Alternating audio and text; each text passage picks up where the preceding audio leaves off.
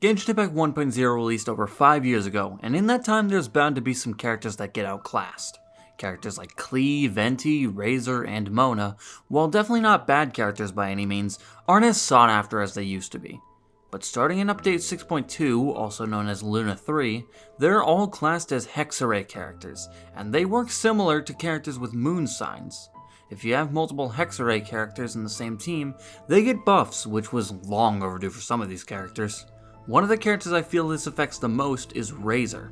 Razor went from a niche physical, sometimes elemental reaction DPS that no one who's serious about the meta would actually use, to being actually quite strong, which is really nice to see because Razor was one of those characters that I used a lot when I first started playing Genshin, and I feel like this is the case for a lot of early Genshin players.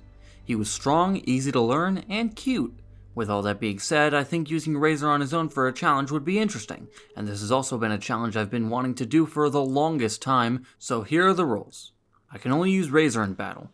Any puzzles that require another element can be completed with another character, no co-op for fighting enemies, and all claymore weapons are allowed. Now let's see if we can beat Genshin Impact using only Razor. First we need to clear Amber's, Kaya's, and Lisa's domain, and for Amber's and Lisa's domain we skip them by doing some simple platforming. Ignore the fact that I messed up on Amber's.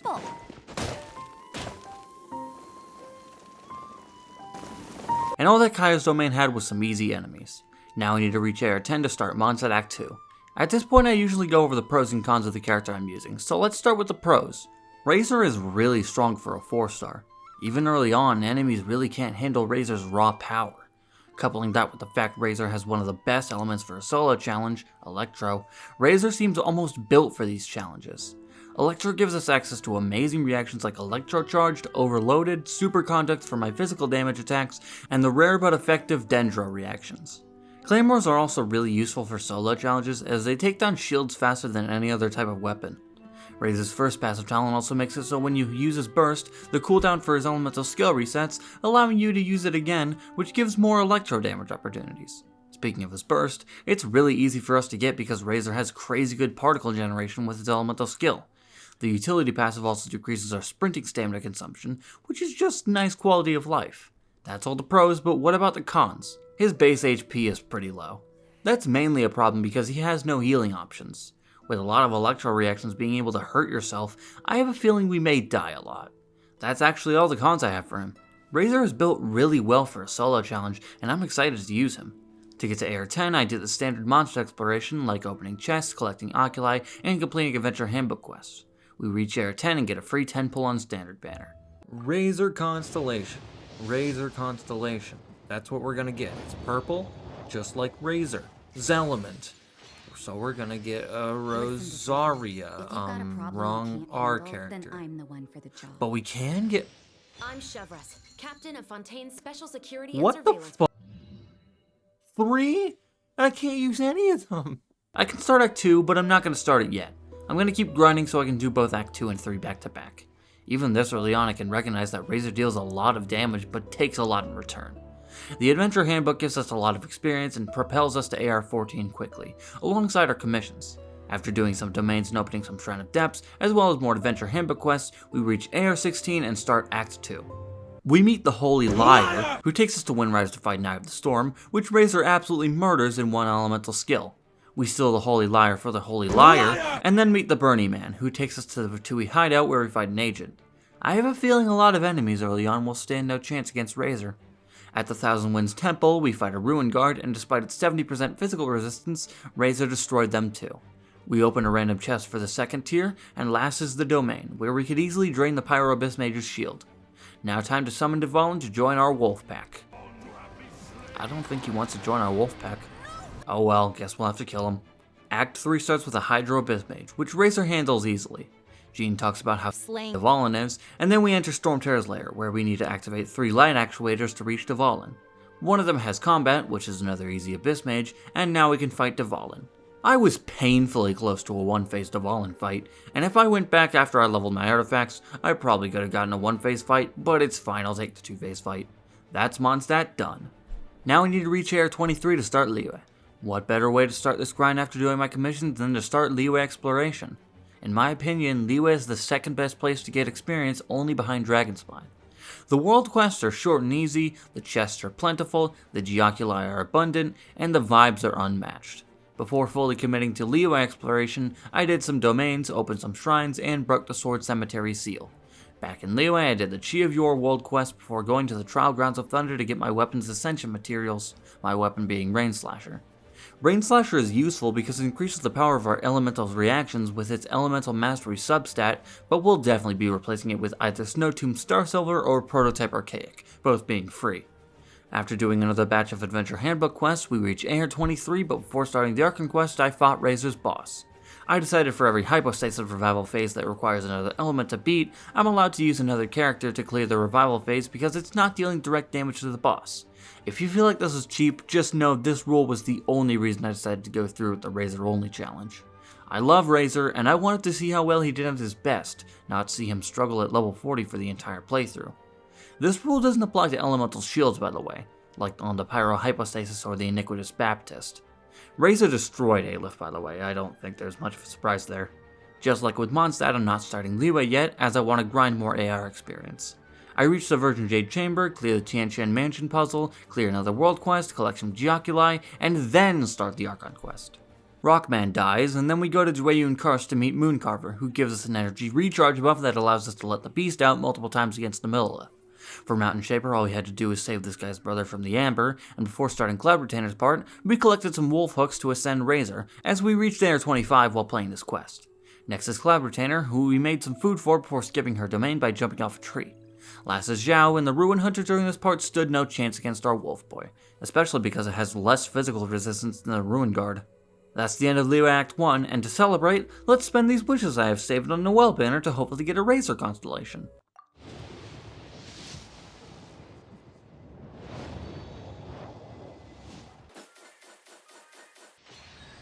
Noel.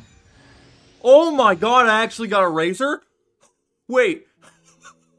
Razor constellation, holy shit, I didn't expect that to work. We're gonna get another Razor constellation here.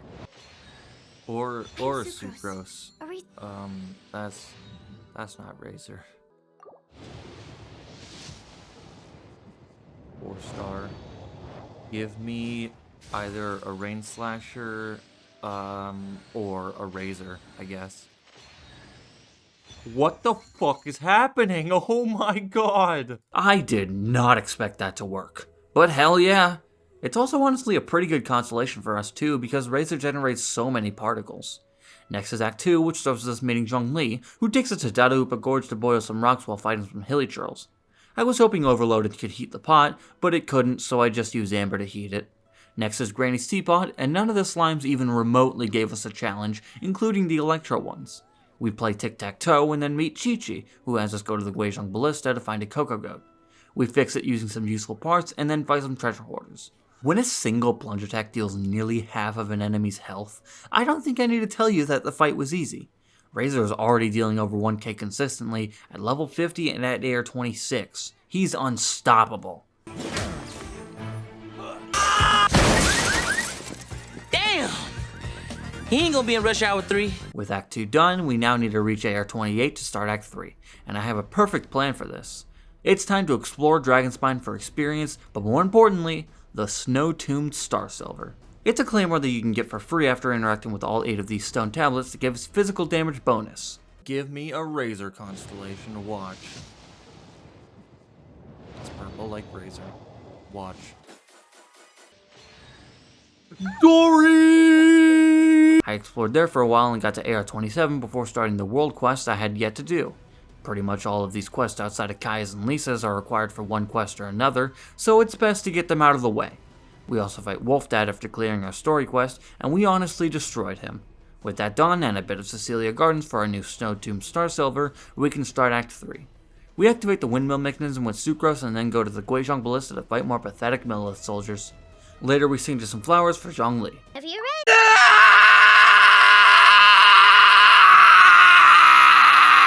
The 3 Cryo Whopper flower fight was a pure beatdown, and next is Child. Despite his electro resistance in phase 2 and 3, Razor doesn't care because he's a physical attacker. Isn't it strange how physical attackers are usually not very good in meta, but they perform amazingly during solo challenges? Ignore him. Now time for Osile, which is easy because it's Osile. That's the end of Liyue. Now we need to reach Area 30 to start Inazuma as well as complete the 2 Danes quests. I'm just gonna spoil it, nothing in this quest is remotely difficult at all. The Abyss Mage's shields are evaporated by Razor's Electro skills and Claymore, and the Abyss Herald's shield is zapped away quickly. Nice change of pace after Kokomi only. During We'll Be Reunited, our boy shows up as well. I made sure to fight my boss before reaching Area 30, and just like before, it was easy. Maybe even a bit easier. Side note, wolves were added to Wolven Dome, and they actually follow Razor. After completing those quests, I decided to grind a bit for Pale Flame artifacts.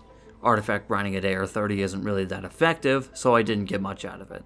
Now time to start the Inazuma Prologue quest, which only has some easy treasure hoards and slimes. Now time to actually start Inazuma's Archon quest. Act 1 has us running around in Rito for a bit before we do the transport mission, which has us fighting some treasure hoarders and Ronin.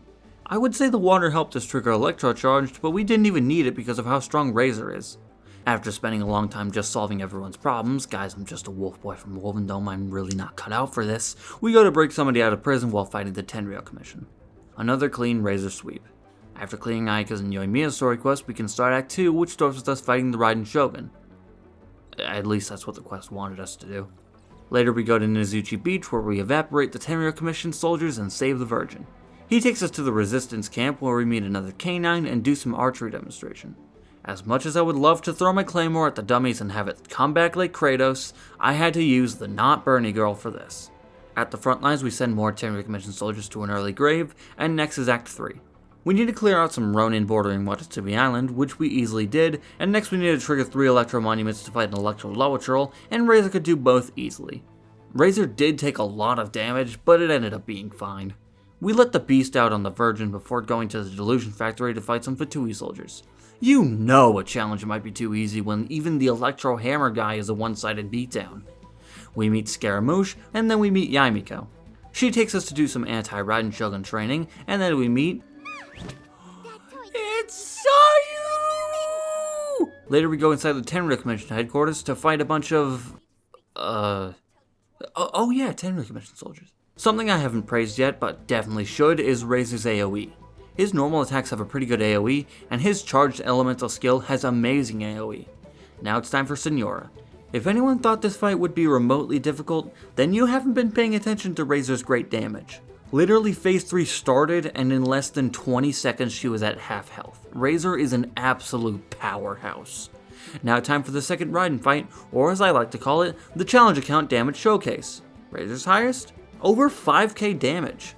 It might be worth expecting a bit more because Fremine dealt 13k in this fight, but it's worth mentioning his highest damage has actually come from his elemental skill and not his normal attacks. That's the end of Inazuma. Now we need to reach Area 35 as well as do the Chasm Dainsleif quest to start Sumeru. Before doing either, I fought Razor's boss some more. Would you believe me if I said it was still easy? While opening the teleport waypoints we need for Sumeru, we reached Area 35 and ascended Razor. His second passive talent is one of the most 1.0 passive talents ever, which is to say it sucks. That's the first and only thing I found about Razor in this challenge that I can say that about. Next is the Chasm Dainsleif quest, which I cleared in less than 25 minutes. That's probably a new best for me, even with the Electro Abyss Lector in this quest. Need more evidence as to how Razor is goated? Next I worked on Razor's talents. I ended up getting them all to 6, which is the highest they can go for now. If you thought Razor deleted enemies before, you have no idea. Now it's time to start Sumeru. Act 1 starts with us clearing out a Withering Zone, which has us fight some Hydro Fungi in water. Water? Enemy? Electro? The ending writes itself! Later we go to Sumeru City to get our Akasha terminal, which Razor has no idea how to use, and then we go to Port Ormos and meet Alhaitham. He has us buy some knowledge capsules from Dory, and we test one of them on some fungi that truly had no idea what was coming. At the docks we fight some Eremites. After the absolute beatdown I laid on them, I bet this guy was glad to have been launched onto a box just to get away from Razor. Next is Act 2, which features only one easy Eremite fight, so let's move on to Act 3, where we meet the Doctor and fight some elite Eremites in the forest. They seem no different to me. In the desert we fight the evil Wolfpack. I hope we don't run into more of these during something like, a war. Next is Act 4, which starts with Eremites again. You'd think they'd learn after the massacre I left in Act 1. We then go to the Elazar Hospital with Alhaitham, where we fight some Hilichurls and a Geo Lawachurl. On one hand, these guys resist physical damage a lot. On the other hand, our physical claymore attacks very quickly took down its shield, and we also have our burst to deal electro damage alongside my normal attacks. To trigger the 3 electro monuments, I grabbed a Dendrogram and rushed over to every single one of them individually, and later we go to the Mausoleum of King Deshret, which had a bunch of fungi.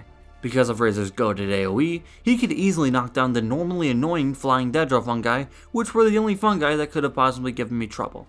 Last is Act 5. Surprise surprise, this quest starts with easy Eremites. Later at Party's DI, we fight some Fatui soldiers. While dealing with the Electro Hammer guy, the Pyro Gun guy ended up shooting us down. Naturally, I came back right after with a vengeance and cleared the rest of the fight easily.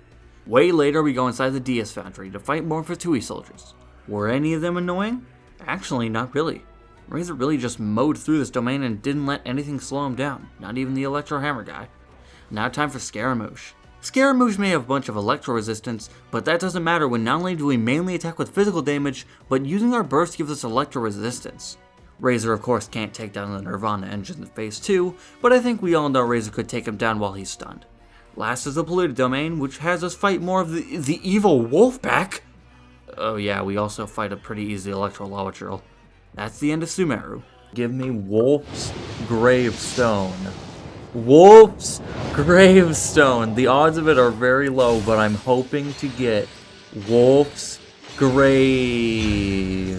Tome of the Eternal Flow. Now we need to reach AR 40 as well as complete the next Danes quest, Kari Barrett. The only fight worth mentioning during that Archon quest is the Cryo Abyss Herald, and I think we both know how that fight went without me even showing the fight. Superconduct plus Claymore damage destroys that guy's shield. After completing the quest, we reached AR 40, and I also had enough pulls to do a 10 pull on standard banner. What the hell? I didn't expect a 5-star, Wolf's Gravestone. Oh, hey, Dory. Oh, so close! Skyward Pride! Oh, you're one off! Come on! Whenever I want Wolf's Gravestone most, the game just taunts me with something I don't want, especially here. I tried again with artifact grinding, and this time I actually got a 4-piece Pale Flame set. Now let's start Fontaine. We meet Linny and Lynette or Maritime Harbor, who has us collect some Maritime flowers for them, which we use a Hydrogratum to collect. At the Court of Fontaine, we meet a fellow 4-star physical damage DPS, as well as Child again, and he takes the only fight in Act 1, so let's move on to Act 2. This quest has us investigating with Navia for a while before going into the underwater domain where we fight a bunch of clockwork mecha. Despite being made of metal, the clockwork mecha don't have physical resistance, so this was easy. The next 2 Archon quests are devoid of combat, so we're going to move on to Act 5. But before we do that, what do we think Razor got in jail for? Maybe it was for how he released the beast against the Eremites in Sumeru. Act 5 starts with the Tower domain. This domain has some fights that would normally be worth mentioning, but they all pale in comparison to the final room of this domain. The 2 Hydro Rogues and 1 Ruin Guard. First attempt, I died really fast. Second, lasted a bit longer but still died before taking any of them out. Third, I managed to take out the Animo Rogue, but I accidentally dashed into the Ruin Guard while I was doing his Beyblade impression. Fourth, I finally beat it. That's probably the first real struggle Razor had this entire challenge. Later we put Furien on trial, which long story short leads to 2 easy Gardamex in the Aldevari Narwhal. Ignoring the fact Razor got knocked to less than 2k HP because I think I suck at this game, this was easy, and that means Fontaine is complete. All we need to do to start Notland is the Danes of Quest bedtime story. All this quest really has are some Abyss enemies, and while the first fight with the Pyro and 2 Cryo Abyss mages is sometimes difficult, it wasn't for Razor. Now we can start Notland. We meet Kachina, who takes us to the Stadium of the Sacred Flame, where we meet Kanich and Muulani, all of whom are taking part in the Night Warden Wars, which Kachina wins because she's the GOAT. Muulani then takes us to the People of the Springs, where we chill out for a while before being invaded by the Abyss. But more importantly, the evil Wolf Clan! We need to take them out. During this part, we also need to take down an Abyssal Pylon. This part basically decides if Notland Act 4 will be hell or not. Verdict? I don't think Act 4 will be that bad, actually. Razor's Burst does really well against the Abyssal Pylons, nearly taking it down in just 1 use. Next is Act 2, which involves us saving Kachina from the Night Kingdom, as well as seeing the Captain for the first time. While trying to retrieve Kachina's ancient name, we have to fight more Abyss enemies. The Pyro Abyss Mage and 2 Geosaurians are easy, but the 3 Yoshi-Saurians were stupidly annoying. Not difficult, just annoying. Abyssal Saurians in general are just annoying. They're tanky and have annoying moves outside of the Hydrosaurian. In the Night Kingdom, we fight more evil Wolf Clan members and save Kuchina through the power of friendship. Act 3 starts with us meeting the biggest smash of Natlan and Seat Lolly, the latter taking us to a Fatui camp to rescue Auroron. Normally this Fatui camp is extremely annoying because of it resetting the enemies every time you lose and its enemy lineup, but for Razor, he could take down nearly every Fatui soldier before they could be a real threat and do it first try. Seat Lolly gets drunk, and then we take down an Abyssal Pilot of the Children of Echoes with some trial characters. I swear, if those evil Wolfpack members attack Natlan, I will take them on myself. Hold me back! The war power in Natlan is generally not that bad for Natlan? No, it was pretty bad for Natlan. The war part in Natlan is generally not that bad for Razor. The combat is pretty easy for Razor to get through, and the Abyssal Pilot can definitely be annoying on occasion, but generally it's not that bad. Now the Void Ward enemies, I hate them so much and I wish nothing but bad things upon them, and I hope they know that I'll tear out your nerves before they die. With Act 4 done, it's time to do the easy and quick interlude quest before starting Act 5. We chill out and prepare for a while before going into the Night Kingdom where we have to fight more Void Ward enemies. Fuck this game! We do have Vichama helping us out during this fight, but he genuinely does next to nothing. With that done, that's actually the last fight for Razor because the Gasoithos fight locks you into Pyro Traveler and Mawika, which I think is lame. Either way, that's the end of Natlan. Yeah! That means we beat Genshin Impact using only Razor. Yeah, Razor destroyed everything. He might have been frail, but that didn't matter when he took out everything in such little time. I'm honestly so happy with how well Razor did. It's been a challenge I've wanted to do for so long, and with that rule I added about the hypostasis revival phases, I finally felt comfortable to do it, and he both performed as well as I expected and also blew me away. On the tier list of difficulty, I'm placing him just below Klee only, and on the solo tier list just above Klee as well. I love to see 1.0 characters still be good and fun to play. Speaking of which, my next challenge is Sucrose only, my original favorite character. But until then, I'll leave you with that.